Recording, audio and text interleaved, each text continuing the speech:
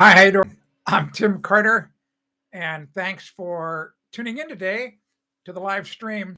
Should be a lot of fun. It's Ask Anything Friday, but we're going to do a little bit. We're going to do some stuff before that. So if you want to go ahead and ask your questions in the chat now, I'll get to them. But we got a little bit of stuff to do. The first thing I wanted to do was, well, we're going to thank today's sponsor. I can't push it enough. Stain Solver. Stain Solver. Look at it. It's a powder in there. So it's a white powder. It's certified organic. You mix it with water, and it makes a solution that'll clean anything water washable, inside, outside. I use it on really tough stains in my laundry. Great for tile grout, like floor grout, if you want to make it look brand new again. Pet accidents, pet odors. It's a great deodorizer. It's so powerful, gets rid of skunk odor. My German Shepherd dog used to tangle with skunks and come home, and I'd never let her in the house. I'd go mix them up, go put it on her fur. You got to be really careful around their eyes and mouth or nose. You don't want to get the solution on mucous membrane, even yours. And within a few minutes, the skunk smell is gone. That's how powerful it is. So anyway, Stain Solver, just go to stainsolver.com.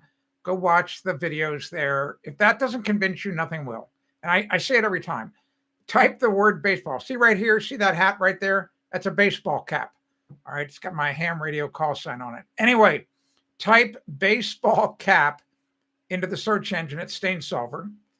Read this. Look at the before picture and stop right there. And then try to guess what color that hat is. I guarantee you're going to be wrong. I guarantee you. So, and then read George's story. You're going to love it. All right. So Stain Solver, it's a great product. I want to spend just a minute. I'm really lucky. I get to review a lot of products, and I have public relations people reach out to me all the time, pitching me ideas. And I kind of thought this was, at first I didn't think this was a fit, because I just thought it just didn't seem right. But then I thought, oh, well, wait a minute. My subscribers to my newsletter, you watching the live stream might work with hand tools, and you might overdo yourself. So you might need this. So what is this? Oh, I got it backwards. So these are three. I'm trying to get them all separated. These are 3 rolls of, you can see it. It's called Super Skin, and it's blister tape. So if you're familiar at all with, so there's 3 different rolls, comes in different colors. They might even have more colors than that. So what it is, you can see I've already peeled one piece off here. It's just about like a regular Band-Aid. And it's actually the thickness of a Band-Aid. But it does not have this particular product doesn't have that little pad on it, to soak up blood from a wound. All this is for is you would put this on your heel, the back, where your Achilles tendon is, some other spot where you typically might get a blister, like on your hands. If you were going to work with some tools and you haven't worked in a while. It's really easy to get blisters, especially like for golfing. Like when you hold a golf club, if you don't wear a golf glove, man, you can get a blister so fast you can't believe it. So this is to prevent that. So it's from MyMedic. So if you go to mymedic.com, MYMEDIC, mymedic.com, you can get more information about it. So it's called Super Skin Blister Tape. All right. So also, how do you like my brand new LL Bean flannel shirt? It just came today. I got it for free because I cashed in some of my bean bucks. I have a LL Bean credit card, and it's like all the credit cards. You get something. You use it and you get points. Blah blah blah. Whatever. So I had some bean bucks. So I'm a sucker for flannel shirts. I really am. I've got some really nice ones. They make great ones. Just so you know, I learned the hard way. I'll just say this really fast. So this shirt normally, I think, goes for $49, which you think, man, that's a lot of money, $50. So you might buy a flannel shirt at one of the big giant discount store. I really hate to say their name. Begins with the same letter that my call sign, my ham radio call sign does, W. Anyway, You might buy a flannel shirt there for, I don't know, $12. I'm just making up. I don't know. I don't know what it costs. And anyway, so you take the $12 shirt and you start wearing it, and at the end of a year, at the end of a season, it's gone. It's rags. It's got holes in it. It's worn through. It's done. So I have I have LL Bean flannel shirts. I mean, I don't wear it every day, but I may wear it once every other week in a rotation in the wintertime. I mean, you'll see it. You'll see. I'll wear it one day, and I'll point it out that, hey, this flannel shirt is 20 years old. All right, 20 years old. So I've bought from LL Bean for years. I have my favorite watch is from them. It's a field watch, and I just can't say enough good things about the company. They just have this pedigree of just selling really fine products. I mean, they must test them, and they don't want you or I to have a piece of crap, basically. All right, great questions coming up here. Let's see, Appalachia Fishing Club. What's adhesive chain? All right, we're going to get to it right now. Good afternoon, Louise. How you doing? Luis, I'm sorry, I probably pronounced that wrong. I apologize. Yeah, here we go, adhesive chain. Everybody wants to know about the adhesive chain. Let's do. But I don't know. Will, this one's it's a nice weight. I actually don't like them too heavy. Thanks, Greg. All right, here we go, adhesive chain. So if you saw the picture that was the thumbnail for this live stream, you saw some paint peeling off a brick wall. All right, so let's talk about what paint is just very briefly. So paint is nothing more than glue. It's just colored glue, and it's got kind of a thick body. Because think about paint. Think about it. You paint something, and it sticks to the surface. I mean, if you get it on your hand, like the old-fashioned oil-based paint, if you got oil-based paint on your hand and it dried, I mean, you didn't get it off before it dried, I mean, it would stay on there for a while. I mean, eventually the oils in your skin would get it off, but it's a really good glue. Well, not all paint is good glue. Some of it is really crappy. So like the cheaper paints, have got the vinyl acetate glues, and they're just a little better than the white glue that kindergartners use in school. All right. So if you were to look at the chemical formula of yellow carpenter's glue and of pretty much a standard paint, it would be almost identical. So the only thing is you can add colors to paint, and they also add some other things to make the surface more durable, like the gloss, etc. So it's a very sophisticated product. But here's what you need to understand about adhesive chain.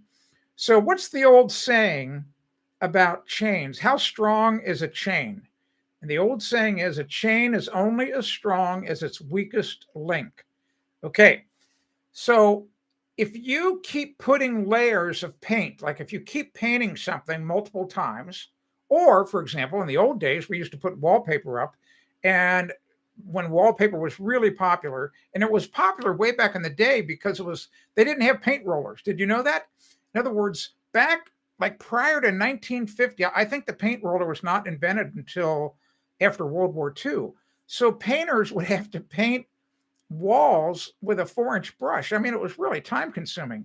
And they figured out that it was much cheaper to actually have a wallpaper guy come in and go, and in a few hours have this beautiful wallpaper up. And wallpaper was very much in style back in the day. Well, they would put multiple layers of wallpaper on. Well, eventually, one layer, like maybe the third layer of wallpaper, would fail because of so much weight, and off it would come. It would fall off the wall. And the same is true for paints or any adhesive for that matter. In other words, if you're putting multiple coats of things of a glue, whether it's paint, just always keep in mind, what is a glue? That surface, it's gonna peel at the weakest one. So what's an example? How do you get a weak link? Well, it could either be the adhesive is not that good or not that strong. But in the case of paint, typically, if you do an autopsy, it can almost always be traced to the fact that the painter, that could be you, didn't do a really good job of prepping the surface, and you didn't read the label on the paint can, and the label on the paint can says what? Most people don't read it. seriously, they don't read the label. All right, the instructions say apply to a clean, dry surface. All right, so what does the word clean mean? All right, it means, for example, here's a great example actually. If you're dirty and you are greasy, and you've been working outside all day, you're sweaty, dirty, been working in the garden, and you get into the shower and you turn the shower on, you get it to the temperature of the water you want. And here's what you don't do. You don't do this. You don't go into the shower, stand there, get your head all wet, rub your skin, and then get out. All right. You don't do that. What did I skip? Oh, that's right. You get that bottle of body wash, or you get that bar of soap out and you put it on your skin and rub your skin with the soap so that you get clean. Got it. All right. So when you clean your house, do you just use a pressure washer and just squirt the house off and say, "Oh, it must be clean"? No, you should wash your house down like you wash your car or an RV. You squirt it down first, get it wet to get all the rough stuff off, and then at least what I do, I take an RV brush. It's a really neat brush. I'll actually show it one day on the live stream. It's a very soft bristle brush. It's about this long, maybe about 14 inches long, about this thick, and it's got bristles about this long. And they're not too stiff, but they're not too soft either. But they are so soft that they won't scratch the paint on my car or my truck or an RV. That's what they're made for. It's specially made to clean an RV. All right, so I use that. I dip that in soapy water. I actually also spray the house down with a hand pump sprayer with soapy water. And then I take the brush and brush an area, and then I rinse it off. Now my house is clean, and I know the paint's going to stick. All right, so you have to have the house clean, or whatever you're painting. I don't care what it is. Could be a wheelbarrow. Could be a bench, an outdoor bench you want to paint next spring. Well, get it clean. All right. Simple as that. So that's adhesive chain. Really, really pretty simple concept. Just keep in mind the chain, that the paint or whatever is going to fail at the weakest link. It's that simple. Okay. If you've got a question, you know what to do. Put it in the chat bar. Remember, a thumbs up if you like the live stream. Thumbs up if you like the information you're getting. So let's kind of dive into some questions. Ask us anything you want, and we'll get right to it. Let's see here. Will says it's hard to find oil-based driveway sealer these days. Yeah, well, you got the EPA to thank for that, buddy. So, there's an old saying, well, not too old. Elections have consequences. And I'm not trying to get into politics. I'm just saying that typically what has happened is that the Environmental Protection Agency, they're trying to clamp down on air pollution. That's not a bad thing.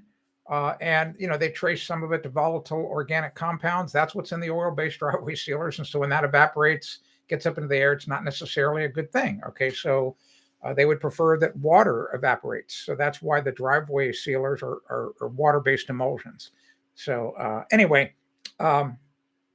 it is hard to find them, and you might not be able to find them. Eventually, I'm sure they're going to be completely outlawed. So remember, if you got a question, this is the place to put it in the chat window, and I will do my best to answer it. Josh, ledger board for porch roof is leaking. How to waterproof? The ledger board is attached to the wall above the back door. So, Josh, I typically think you're using the wrong term. You're calling it a ledger board. That's not what a ledger board is to me. So I don't know what you're talking about. So you have something above the porch roof and it's leaking. So typically, my guess is going to just be this. So the porch is attached to the house. The porch sticks out from the house. That's how most of them are. And when you have that kind of a situation and the roof of the porch is touching up against the house, you have to have flashing there. And a flashing is it's a transitory material. It connects a roof to something that's not a roof. So I would say, if I was just doing an autopsy with the little information you've given me, that the flashing on this porch roof is defective, or it wasn't put in right, or it's rusted, or something. Or it's exposed. I mean, it's whatever. So, hey, Lennon, how you doing? Greetings from the Ripoff UK. I don't know. You must be in a bad mood. Somebody must have taken your money today. So anyway, Josh, you just it's all. Here's what I've got this in a lot of past columns at my website. When you do an autopsy on roof leaks, you quickly discover, and I don't have hard data to back this up. It's just my years of experience, that probably some number north of 90%. So that's a lot. Some number north of 90% of all roof leaks can be traced directly back to something wrong with a flashing.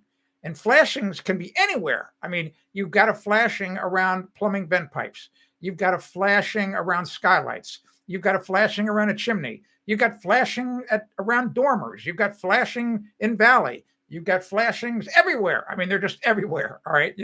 So there's all kinds of places. So that's where you're going to find your roof leaks, is at the flashings. Rarely will you find a roof leak out in the field of the shingles. I mean, you maybe, if you see 3 or 4 missing shingles right in one area, of course, yeah, that's going to be a leak. But other than that, almost never do you find a leak in the middle of a roof. All right. Greg, how you doing, Greg? Great to have you here. Greg's a subscriber to the newsletter. Greg was kind enough, actually, it probably was about 10 years ago, Greg. I believe you drove me from DC up to the Baltimore airport. I had to catch a flight. You were kind enough to take me up there. That was awesome. Thank you. And you said, I've always said that a good paint is 90% in the prep. Absolutely. The actual painting is the easiest part. Some paints cover better than others. Yep, that's it. What makes a good self-leveling paint? Oh, well, that's a moving target, Greg. That's just a big moving target. Generally speaking, here's what you can do. They make additives that you can put into paint. One of them is called Flotrol, Flotrol. And you have to be careful. You can't add too much, but it is how's the best way to describe Flotrol? I would consider it to be like hair conditioner. So after you shampoo your hair and you rub your hair, it's really like stiff. It's like, oh my gosh, what's going on? And I mean, that's even in the shower. So you get out some conditioner, you rub it and put conditioner in your hair, and all of a sudden your hair is really slippery, and it's very soft and silky. All right, so to me, that's about the best analogy. What Flotrol does to paint, it makes it silky smooth, and it gets it to level out a whole lot better. So, generally speaking, Greg, the more money you spend for paint, the better it is, and the better it flows. So always remember that the more expensive the paint is, it means that it's got better ingredients in it, or more of the better ingredients. I mean, because just from a marketing standpoint, a paint company that was just trying to charge a lot of money for their paint, and it was a crappy paint, they wouldn't survive long. And that was even in the old days. But now with social media, oh man, and like Amazon, are you kidding me? Reviews on Amazon. If you make a bad product, you're done. It's death on a stick. I mean, because you'll get outed in a month. I mean, you're done. So, so that's one of the positive things about the internet, as far as I'm concerned. Okay. Let's see. Remember, if you got a question, just type it in the chat. I'll do my best to answer it. Remember, thumbs up if you like what you hear. We need to have a lot of thumbs up. It'll really help grow the live stream. Okay. Hi, Vanessa. Great to have you here. Great to have you. Anthony, I bought a home where the exterior foundation brick was painted and chipping. From what I've read, painting exterior bricks is unadvisable. Any suggestions? Well, yeah. First of all, I do have a suggestion. Let's get rid of the paint. And one of the ways to get rid of the paint is to take a pressure washer, and don't do this. Don't aim the pressure washer straight at the brick. That's bad. But what you can do, this is kind of hard to show. Oh, here we go. You can aim the wand of the pressure washer. See, I'm not right here. I'm parallel with the brick face. But if you take it about a 10-degree angle, and the pressure washer will act like a scraper, and it should do a really good job of peeling off most of the paint, or all of the paint. So now you've got all the paint off, or most of it off. What would you put on? I'm going to assume, let's just assume that you would, it was white. And it really doesn't make any difference what color it is. Go back to my askthebuilder.com website. Go to the website and type this in, all one word, whitewash. So WHITEWASH, whitewash. And I'm talking about the old-fashioned whitewash that Tom Sawyer, was painting on the fence in the book Huckleberry Finn, right? So what is whitewash? So all whitewash is, this is really cool. A lot of people don't know this, all right? That's one of the advantages of having all this white hair, all right? It becomes white the more life experience you get, just so you know. Although some of you try to fool us. I'll just say that, all right? You know what I'm talking about. All right, so whitewash is just hydrated lime. All right, what's hydrated lime? Hydrated lime is powdered, crushed limestone. How durable is limestone?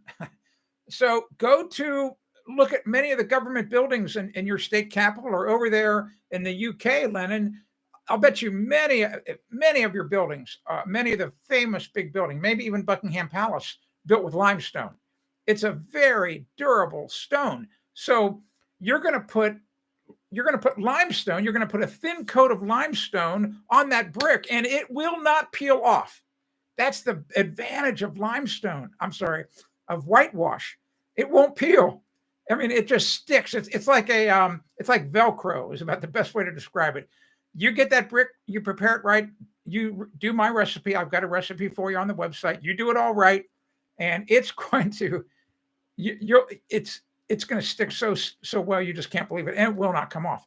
So here's the best part: you can colorize it. Like if you want your house to be pink, or you want it to be purple, or you want it to be teal. I don't care what the color is. You can put dry shake pigment in the whitewash, and you can make the whitewash any color you want. It's really amazing. It's an amazing stuff. So now here, this is really important. Don't be tricked. Don't go to that cable TV website. I'm not even going to say their name here. They don't deserve it.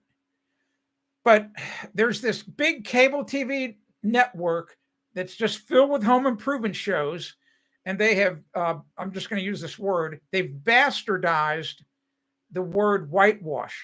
And they have, they've sullied the name. And because to them, or many of the people on these shows, what they think whitewash is to take a gallon of white paint and dilute it, like maybe put a quart of water in it. So you basically have thinned down the paint. No, that's not whitewash. That's crappy, cheap, thinned down paint. That's what they should call it. Crappy, cheap, thinned down paint. Right. So, but they don't. They call it whitewash. It's not whitewash. All right. So go back to askthebuilder.com and read what real whitewash is and use my recipe. I've got the recipe right there for you. Okay. All right. Okay. That's right. Yeah. You picked my brain all the way to the airport. I've used Floetrol. Yeah. Exactly. Floetrol really helps you when you use it in a paint sprayer. It reduces that friction. It must lower the surface tension of the paint, which is exactly what you want because when the surface tension of the paint is high, it's not going to flow as well. It's like honey, whereas you want the you want the paint to act more like water. All right. So anyway, more questions. Keep them coming. I love answering the questions. I haven't changed in years. I don't know. I've gotten happier, I can tell you that. And you may find this hard to believe on this live stream. I'm not as intense as I used to be. You may find that hard to believe. You may wonder what's in this. Oh, by the way, this is my favorite mug of all time. It's made by Klein Tools. And it is this amazing stainless steel double wall. What's really cool about it is it's got this rubber on the bottom too. If you've ever noticed when you set these metal things down like on a stone top, it makes a lot of noise. Well, this is completely quiet. So This is my favorite thing. Anyway, you may also wonder, what's my drink of choice? Well, I'm a sucker for lemon lime water. So I take a half a lemon, I take a half a lime, squeeze it, put water in, put ice cubes in, and that's what I drink during the day. So I get a little bit extra vitamin C that way. Yeah. Oh, you're welcome, Anthony. Most people don't know about it, but whitewash. Oh my gosh, it's such a wonderful product. I had to put it on a room addition that I built. Gosh, how long ago was that? Wow, could have been 30 years ago in Cincinnati, Ohio. We basically built a house onto a house, and the house was built in 1922. It was a brick house, and the original owner had it whitewashed, and they had it whitewashed in a certain way to make it look like an English cottage. I'm sure, Lennon, you might have seen things like this. They're all over the place, would be my guess, in the UK, where you see, you kind of see some of the brick through the whitewash, or some bricks are partially exposed, and it makes a very interesting look. So it's not that the whole house is one color. It's a very interesting look. And you'll actually see a photograph of this room addition if you go to my website, askthebuilder.com, and find my whitewash columns. I took a photo of it. So we had to match that. So we had to put it on in such a way that the whole addition didn't look all white, So I had some really, really good painters who did a fantastic job. So anyway, thank you, Pure Gold here, folks. Thank you very much for that compliment. And Anthony, by the way, if you do decide to do this, I would really appreciate it if you would take some really great before photos and then some during photos and some after photos. You'll actually see that. I have a really, over the years, I've made some really great friendships, like with Greg, who's here today, who I'm lucky I've got to meet in person. And then I have a lot of other relationships with subscribers to my newsletter, and I'm building relationships with you right now. But one of them is a lady named Maggie, and I would love to meet Maggie. And Maggie took my whitewash advice, and she had this fireplace inside her living room that she didn't like the look of. It was a brick fireplace. So she and her daughter whitewashed it. So go to the website and find that column. All you really have to do, you should only have to type in the word Maggie, Maggie, into my search engine. That should pop up. And wait till you see the before, during, and after photos of that. It's just stunning. They did an amazing job. And it was the first time they ever did it. So Anthony, take some great before, during, and after photos for me. And here's why that's important. Because with your permission, I'll put them up on my website, and then it allows others in the future to have the courage to do the job, because they go, gosh, if Maggie can do it and Anthony can do it, I'm sure I can do it. So that's why those things really help. Simple as that. Yeah, St. Paul's Cathedral. There you go, Lennon. I never been to the UK. It's on my bucket list. I really like to come. So many things I'd like to see over there. Okay, so I skipped some. Here we go. So here's Appalachia Fishing Club. The bricks on my chimney were absorbing water and leaking water into my house. Yep.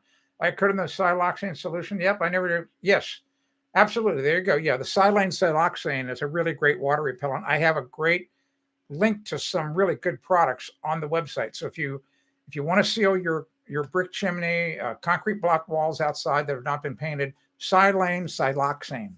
And just go to askthebuilder.com and type Silane in, Silane, and magic will happen. All right. I keep telling you this every live stream. Just go to the website and use the search engine, and magic will happen. All right. All right. Will, trying to replace my whole window screens with clear plastic replacements to add an extra layer to the glass. Only finding the plastic sheets at the big box stores. Any hints? Well, Amazon, I'm sure, has got it. Come on, just go to Amazon. That's all I can tell you. I don't know. So, Will, this goes back to the podcast, the live stream earlier in the week. I think I'm starting to lose I'm starting to lose track of when I do them. So, remember the one I did about energy payback? So, when you spend all that money on this plexiglass or whatever, are you really going to? I mean, you're only adding an R of 1. Each pane of glass Like, for example, in insulated glass, it only adds 1 R value. It's like, that's nothing. It's like nothing. I mean, you're not, if the reason you're adding the clear plastic is because you're stopping air infiltration, I get it. But if there's virtually no air infiltration and you think you're going to save a lot of money by putting this clear plastic up over that window, you're not. I mean, when you think of your whole entire heating bill and your whole entire house, everything else, maybe each month, I'm just making it up, maybe a quarter goes through that window, a quarter's worth of energy. So, and you won't save that quarter. You maybe save 2 cents. I don't know. It's just, this is why it's so easy for slick salespeople to sell you $15,000 worth of windows. Oh, sometimes I think I know too much. Oh, it hurts my head to think about it. All right. All right. No advantages leaving the screens on all winter that I can see thermal wise. No, the screens aren't doing anything energy wise. And all you're doing is, if you leave the screens on, you're just, if they're the ones that still get sunlight, they're suffering a minor bit of ultraviolet, degradation. So that's another topic. Actually, I got to write that down. That's another topic we have to talk about: UV degradation. There's so many things to talk about. Oh my gosh, I could talk for days. Yeah, you're welcome. That's the whole point of the live stream, is to save you money and save you time. That's why I'm here. Oh, thank you, Anthony. Yeah, take those photos. And also, you're not going to find anything on my YouTube channel about whitewash. I've never done a video about it. See, the trouble with video, just so you know, I mean, this is a really kind of a good segue. If you may wonder, why don't I see a lot of really good videos about home improvement, how to do things? I mean, really good videos, all right? How to really do things online. You know why? Because it's hard. It's hard to do, and you actually have to do the project. Here's what's easy. It's easy for me to do this live stream and blah, blah, blah, blah, blah, blah, blah, blah, blah, blah. Just talk about whitewashing. And in the meantime, you're wondering, well, I'd like you to show me how to do the whitewashing. Oh, you want me to show you? Oh, that now we're making it into a Hollywood production. So, and then a lot of the videos that I watch on YouTube, they don't know how to make good video. And I'm not going to tell you how it's done. You just have to look at my video and you should be able to figure it out. All right. So I was taught how to do video by professionals. Anyway, so yes, you want to take those photos, and if you need help next summer, you know where to find me. So, but here's the thing about it, Anthony. When you go to do the whitewash, and this is really true for a lot of things that you might do around your home, do a test section. In other words, I want you to start whitewashing on the part of your foundation that you rarely see. Like maybe it's around the side of the house. You never go over there except to cut the grass, whatever.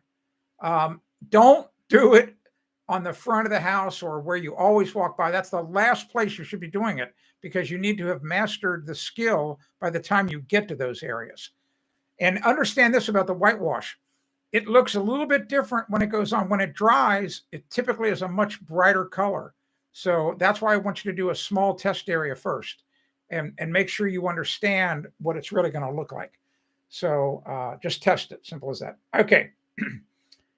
Here's Anthony. By the way, I have white pillars outside the house. They painted as well and are chipping pretty deeply. The base between paint and actual pillar. So same thing. You can whitewash that. You can whitewash wood. I mean, it'll stick. If you get it down to natural wood, and this goes back to the adhesive chain that we talked about at the beginning of the stream. So in other words, if you have got paint on the brick or paint on the wood and you can't get it all off, and you put the whitewash on top of it, the whitewash may fail over time because the paint underneath it finally breaks away. All right. So that's why it's really, really important if you can get all the paint off. Okay. Who wrote the theme tune to your, that Lennon's got that. So I had his name is um, Jeff Barrow. Jeff Barrow is the name of the musician that I hired to do that opening music and the music you hear at the end of my videos. I paid him to do it, and it was really interesting. He did a bunch of different riffs. He did maybe about 6 and put it on a CD, and the other 5 I hated. But when I heard that one, I thought, oh, that's to me, it was a very uplifting, kind of happy. It just made me really happy. And I'm hoping that's the feeling you get when you hear it. So yeah, a gentleman by the name of Jeff Barrow did it. A very talented guitarist. All right. So Leavening the Surface Repainting was thinking maybe Bondo. Well, okay. Bondo, Anthony, we're right back to where we started at the beginning of the live stream. Adhesive chain. All right. So if you're going to put Bondo on, Bondo is an adhesive. And if you don't get it right, eventually the Bondo might peel. So just keep that in mind. Adhesive chain. See, you probably haven't ever even thought about adhesive chain, although you experience what happens when it goes wrong throughout your entire life. You've seen peeled paint. You've seen ceramic tile that falls off the wall. Anything that they use glue and it fails, that's adhesive chain. Okay. Lennon, paint is for losers. I don't know about that. Paint's a pretty good product if you get the good one. They aren't wood; it's pillars like you would see outside a courthouse. Yeah, so doesn't matter. The whitewash will stick to just about anything. I mean, it'll stick to glass. All right, so if you clean glass and you whitewash glass and the whitewash cures and dries, good luck getting it off, man. It's just like those burrs when you go into the woods. Certain burrs get on your clothes, and they just like stick like Velcro. In fact, I think the person who invented Velcro, that's where they got the idea from.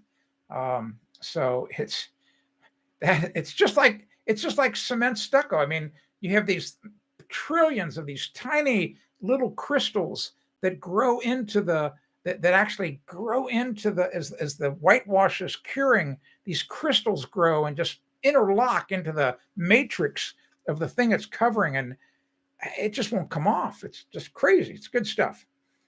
Yeah, you said it, old man, on the Maggie page. Yeah, isn't that great? Isn't that an amazing transformation of that brick fireplace in her house?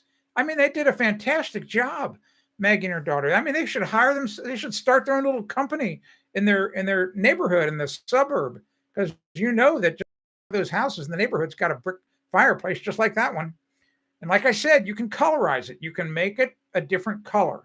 You just get the dry shake pigments, and those are readily available, even on Amazon. All right. I'm the man. So if you have any other questions, now's the time to put them in. We've run the questions dry, unless I skipped one. If I did, I apologize.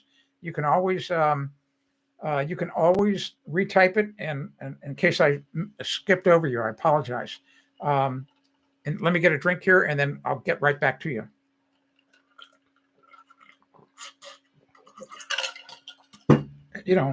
It's hard. You do all that talking, you got to lubricate your mouth, man.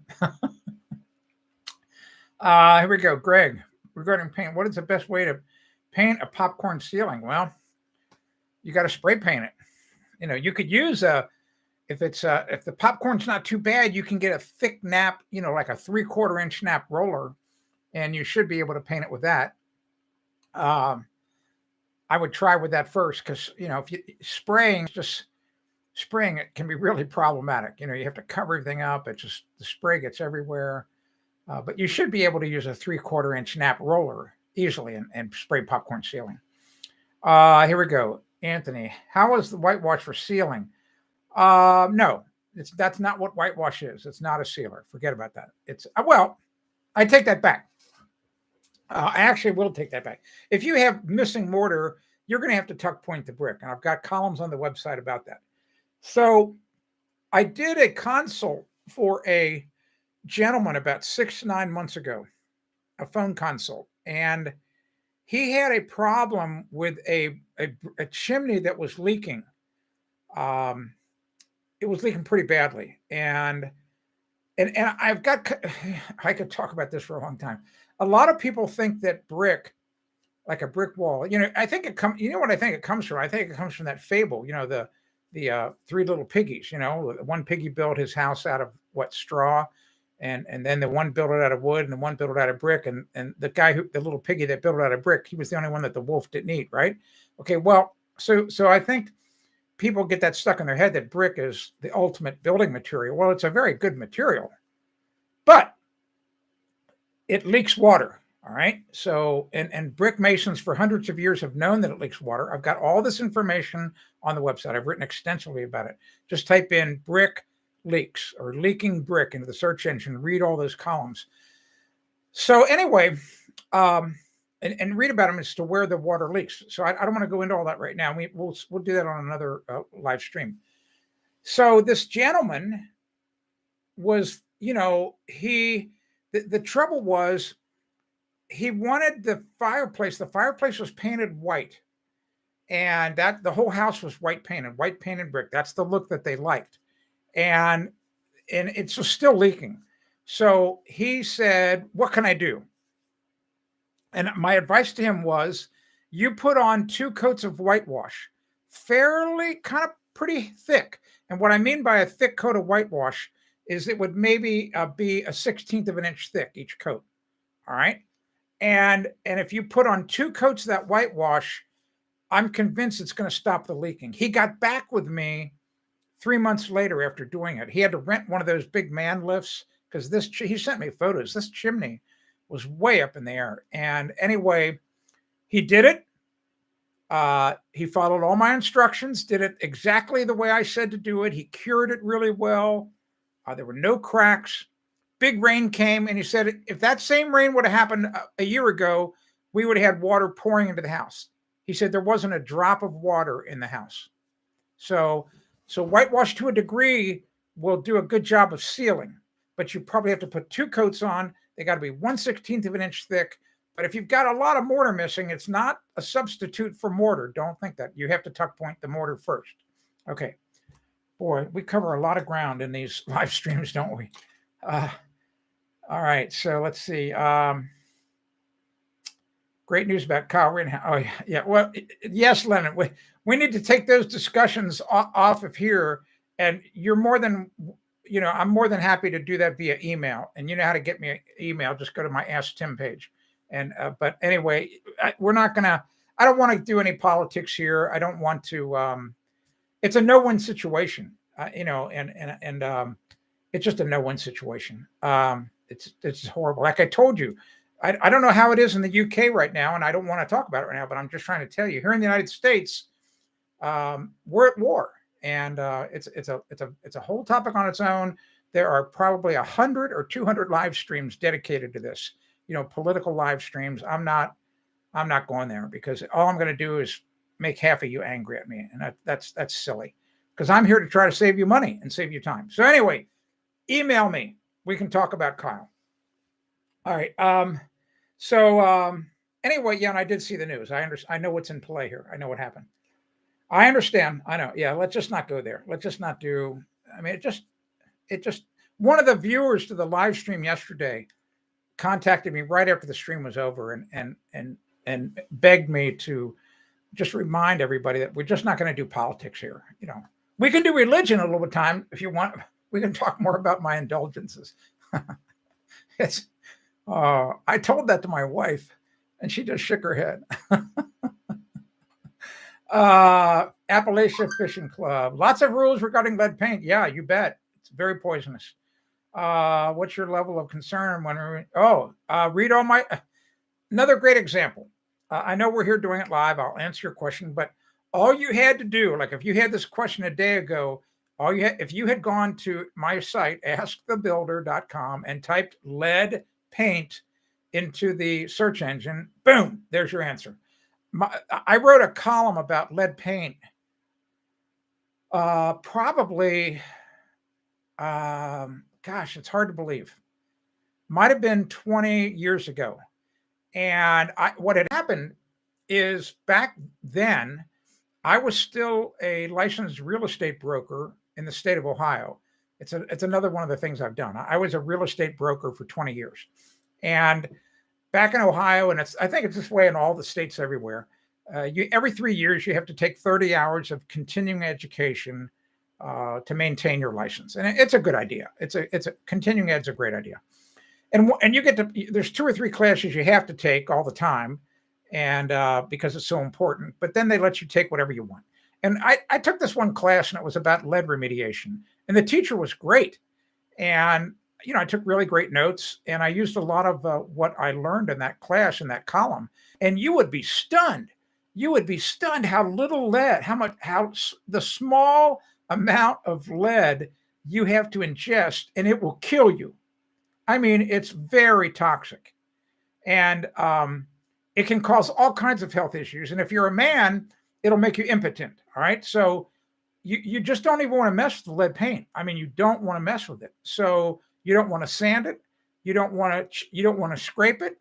And just about every house here in America built that's older than 1967, it's got lead paint on it. All right. So it's a big issue. So just go read my column on the website about it. And I tell you all what to do and what not to do. I have a story on there about my neighbor's dog that I diagnosed what was wrong with it. It was getting sick. And I told the homeowner, I said, I know exactly what's wrong. And the wife was like, what? How, she couldn't figure out how I would know. I said, I know exactly what's wrong. I said, the dog, I said, I saw it. It was a really high strung, I'm not really good with dog breeds. Kind of long, I want to say Irish setter, but that's not it. Kind of long reddish hair. Anyway, it doesn't matter. Doesn't matter at all what breed it was, but it was a really high strung nervous dog, and it would chew on the trim around the door in their basement and trying to get out. And so it got lead poisoning. She took her to the vet, and I was right. She couldn't believe it. So anyway, it's very toxic, lead paint. Oh my gosh. So just go read about it at the website, Appalachia Fishing Club. 45 minutes has already gone by, and it feels like 5. I've said that many, many a time. I'm glad you like the shirt. Just so you know, this is blue here. This is like a kind of a darker blue. It's not navy, but it's a real nice blue. Blue, you can't really see because of the reflection of the monitor, but I've got blue eyes, if you didn't know that. So I like wearing blue things. Blue is one of my favorite colors. It's probably my favorite color: blue, red, and green. I like all 3. All right. So Will, I want to put in a French drain, but we'll have to dig on my 13-foot deck. How close to the house works? 6 feet. Don't know why it's French. I don't know why. Just so you know, I'm going to actually announce this in my newsletter on Sunday. So I had created maybe 6 years ago a DVD. All right. So DVDs are like old technology. All right. And I had done this DVD about how to put in a linear French drain. And actually the first 10, 15 minutes, I go into all of the hydrogeology. So that was my degree in college. And I explained to you what's happening every time it rains, what really happens in the soil, because you need to understand that to be able to put the drain in so it works right. All right. So long story short, about so I sell a consult. I actually sell a consult in my shopping cart. If you go to Consult Tim, where it's just specifically for people who want a linear French drain or they have a soggy backyard, I talk for you on the phone for 30 minutes. I actually draw the plan of exactly how I would do it. I draw a custom plan for you. And I had told him originally, I said, you get a free copy of my DVD. Well, you don't get it free. I mean, I just built into the price. So this 2 people within an hour bought this console about 6 weeks ago. And the one lady emails me and says, don't you have this as a streaming video? She said, I don't even have a DVD player anymore. And I thought, boy, I've been meaning to do that. Long story short, so 3 weeks ago, I found all of the original video footage. It took me 2 days to do it. 2 days of editing, 16 hours of editing. And plus, I folded in a bunch of other B-roll that I had never done before in the original DVD. And I folded in footage at the end to show that the linear French drain works. That I had recorded that footage 6 months after I made the DVD, so it was too late to put it in. Anyway, it's a really great product. So, Will, you can buy right now at my shopping cart this streaming video. You need to buy it. You could be watching it in 3 minutes from now. And you need to watch this DVD. You need to watch my streaming video because it's gonna ensure that you put it in right. So just watch that. Just go purchase it. If you don't like it, after you purchase it, if you don't think it's worth the money, you just email me. I'll give you your credit back. I won't even ask you a question. Why? I'm just selling you electricity. All right. So it's no skin off my back. It's not like it cost me a ton of money. So watch it. Watch the streaming video. If you don't like it or you don't think it helped you at all, you didn't learn anything, just email me. I'll give you your full money back. No questions asked. No hassle at all. Never. I won't even hassle you. All right. So, oh yeah, great question, Lennon. Do we have Japanese knotweed in the U.S.? Yeah, it's starting to take over here in New Hampshire. You're going to love this. I should probably write about this. So I have figured out how to kill it. I'm not kidding. I went online and I looked how other people were doing it. Oh my God. It was like, are you guys nuts? The way, so many stupid ways and toxic ways and dangerous things. It's so simple to get rid of Japanese knotweed. Here's all you do. So you let the Japanese knotweed grow. All right. And so like here in New Hampshire, because our spring is so late, it may start to pop out of the ground, I don't know, like the middle of May, maybe the end of May. All right. So, but things grow really quickly here because the growing season is a little shorter. And they understand that. All the plants are smart here. So the Japanese knotweed, man, it'll get like, I don't know, 3-4 feet high within about a month. All right. And what has happened, and now I'm not a botanist, okay? But I know enough about this. I know enough about how trees grow. I mean, you know why sap runs? I mean, you understand about sap, like when we get maple syrup. Do you understand how all that works? All right. So in the fall, the sap that's in the tree goes out of the tree and comes backwards and goes into the roots to store it. And then Mother Nature, late winter, early spring, depending on where you're at, it tells the tree, hey, wake up. Let's go. We got to be making some leaves soon. I don't know that she actually says that, but that's the message. So I know there's nothing in this. It's just water, lemons, and limes. I know what you're thinking. All right. So so the tree, man, just pushes that sap up, and that's why it gets into the buckets and the plastic tubes, blah, blah, blah, blah, blah. All right. So it pushes all this energy up into the tree because it's like, okay, we got to make a lot of leaves. So the Japanese knotweed does the same thing. It takes all of that energy, puts it up into the plant. All right. All of the energy's out of the roots, man. It's out of there. All right. Well, that happens about a month after it sprouts. Well, guess what? If you go there to that Japanese knotweed and you cut it off at the ground, and I did this in 3 different tests, completely cut it off at the ground, it's done. You've just, because there's nothing left. There's no energy left in the roots to get it to resprout again. That's how simple it is to kill Japanese knotweed. But you have to time it right. You don't, if you're too late, it's not going to work. And if you cut it too early, then it's going to resprout because there's still some energy left in the roots. All right. So that's how easy it is to kill it. If you want to spread the word around the UK, just give me credit. Tell everybody to go back to askthebuilder.com, Lennon. All right. Appalachian Fishing Club. Thank you. Yeah. So anyway, can you believe it? 53 minutes. If you liked what you heard, you know what to do. Thumbs up. I'd appreciate it. Next week, let's talk a little bit about next week. Probably only going to be 2 live streams, just Monday and Tuesday. Everybody's going to scatter. It's Thanksgiving week here in the United States. And what's happening, I've noticed, is that people are taking longer vacations. And that, there's nothing wrong with that. The trouble here in America, to a large degree, is a lot of people live to work.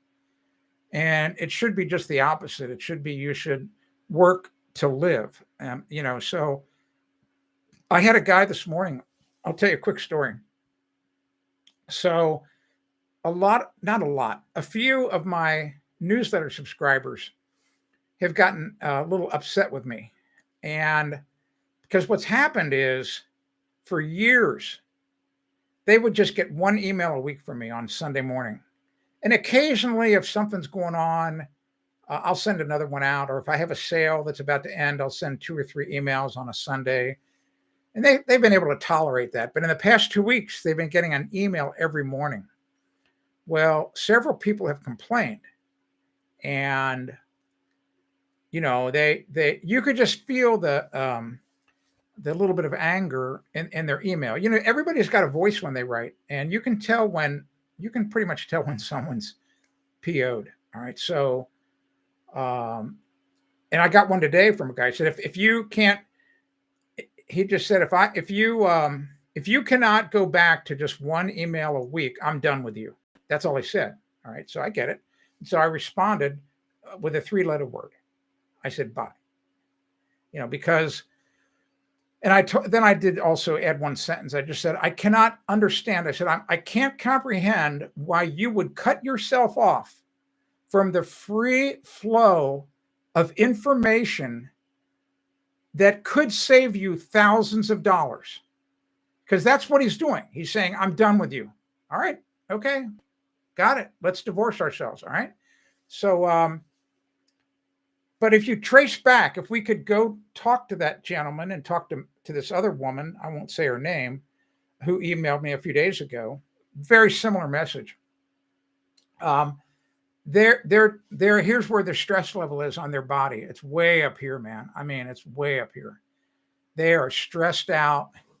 They're so stressed out that they can't handle seeing a new email in their inbox. I mean, think about that. You don't even have to open the email up. Just ignore it. But they're so stressed out from working so much, or something else is going on in their life, that they just decide, I'm done. All right. Well, you know what? I got a saying around my house. I tell my kids, life is full of decisions. Make good ones. All right. So that's all I can say. All right. Yeah. People pay thousands to get rid of it. And have a great thing. Yeah, we will have it's Thanksgiving. My favorite meal of the year. Oh, I look forward to it for months. I do. I just look forward to it for months. And over the years, my wife Kathy we have discovered the true secret to making, a turkey so moist. It almost explodes with juices when you cut into it. And it's a wet brine situation. We brine it for 24 hours, in a cold saltwater solution. And oh my gosh, it is so succulent, and everything about it, all the other foods, and the pecan pie and the pumpkin pie. I'm getting excited just thinking about it. Oh, so good. Oh, and Kathy makes these sweet potato muffins and pumpkin muffins. They're just, oh my gosh, they're to die for. Craig, always here too. Yeah, you relieve my stress. You don't add to it. Good. Yes. Missed my question. Sarah posted about, let me look. I'll try to, I answered the one about popcorn sealing. And you picked, I'm only seeing, Greg, I'm only seeing, I think I answered all yours. Anyway, because luckily over in the chat, they've got little icons, and you're that red G.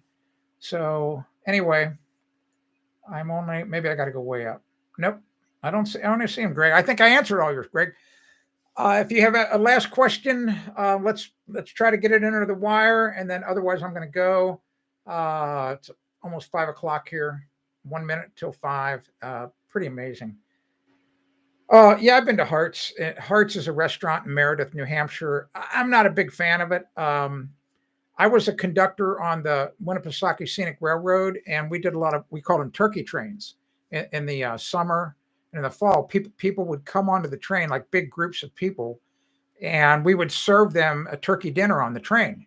And The Hearts is the one who catered that. And they literally, their restaurant is only, as the crow flies, only 600 feet from the train station. So Hearts would cater all of those. So I've had a lot of Hearts stuff. It's okay. I mean, my wife puts their stuff to shame, but you know what? I mean, they're a big restaurant, and I don't know.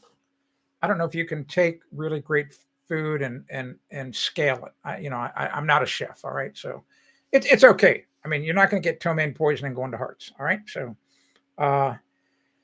no, the pink tool belt. I do not have it. You know why? Who I gave it to a young lady. Her father and Greg will. This ties back into Greg. So Greg, if you remember that meetup I did in Washington D.C. after I had to go to Washington D.C. and I had to testify in front of Congress, both the House of Representatives and the U.S. Senate. I was a witness. I wasn't in trouble. It was about Google, and it was internet stuff. And anyway, I did a meetup and I got to meet Greg there. And also one of the other people, I'm not going to mention his name here for privacy reasons, but another gentleman was at that meetup. Over the years, we become really, really good friends. And his daughter, it turns out that they like to vacation up here in New Hampshire, and he routinely would climb Mount Washington. To make a long story short, the year that I built my shed, which I think was 7 or 8 years ago, and I had another subscriber help me. That's a whole nother story. That was really a lot of fun. Robert helped me. And anyway, this gentleman was on his way with his daughter to either go hiking in the White Mountains or to take her to camp up here. I don't know what it was, but I gave her the tool belt. And it was just funny. I was talking with this gentleman about a week or so ago, and he told me, said she still has it. She's probably outgrown it, but she treasures it. And it was really great meeting that young woman. And she actually helped me put on a piece of, I taught her how to put on a piece of fiber cement siding on my shed. And I had her help me nail it, because I wanted her to get the practice, to get the feel of how to hammer a nail through that, through that fiber cement siding. So I don't have the pink tool belt. I gave it away to somebody, and luckily they have not thrown it away. And she, for all I know, she's probably going to give it to her daughter, and maybe it'll get passed down through the family. That would be pretty cool, actually, because there weren't many of those things. That's a pretty rare item, But so anyway, it was a neat deal. So I yeah, it's still around, but I don't have it. So anyway, all right. I'd say we end the live stream. I had a lot of fun here today. I hope you did too. I hope you discovered something new. And don't forget about the this blister tape. Remember, so it's called blister. It's called Super Skin. Super Skin. And here, I'll hold it right up. Let's see. Do I have it upside down? Yes, I do. So right there. I'll try not to move it. So Super Skin, and maybe you can get it on the website MyMedic, MyMedic. So mymedic.com, and you can get a little dispenser for it too. They didn't send one. I don't need one, but it looks like I'm actually testing some right now on my leg. I'm very curious to see how long the adhesive works. So I put it on today. I'll probably report back, or maybe if you remind me in a week, let's see if it's, because it'll be almost 2 weeks from now. Because like I said, we're going to do only 2 live streams next week, Monday and Tuesday. Then I won't be back to the following Monday. But try to remind me. Ask me, how long did the Super Skin last? Lennon, good night to you too, buddy. Yes, thank you, buddy. Great to meet you, and thanks so much for being here on the stream. Remember, pass the good word out about the stream. Get it out there on social media if you can. Let's try to grow it. Let's try to get a lot of people watching at the same time. Because what's going to happen is we're going to get a lot of really great questions, and that's the whole point. The more questions we get in the live stream, the more information I can get out of here that we curate that helps you. All right, simple as that. So, all right, have a great weekend, and I'll be back on Monday. And I really appreciate you watching. And if you have any suggestions, you know what to do. Get them to me via the website, and I will do my best to try to incorporate them into the live stream. I'm Tim Carter, and you've been watching Ask the Builder.